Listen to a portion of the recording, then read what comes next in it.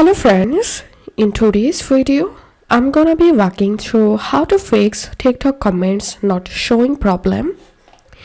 So first of all, we need to close our TikTok app from our recent task and we need to reopen our TikTok and then check the problem if fixed or not.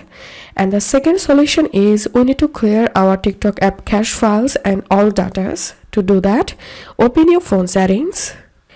Search for app management. Once you get it, tap on it.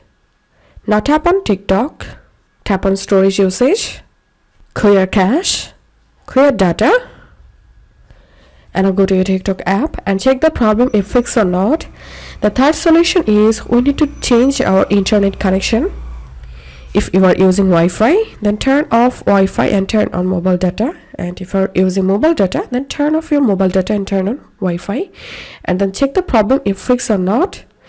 And the last and final solution is we need to uninstall our TikTok app. So uninstall your TikTok app and go to Play Store.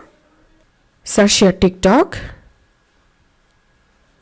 All you have to need just reinstall your TikTok app, and that's how you can fix this problem. If this video helped you, give a thumbs up and please consider subscribe to 5 Minute Solution. Thank you for watching.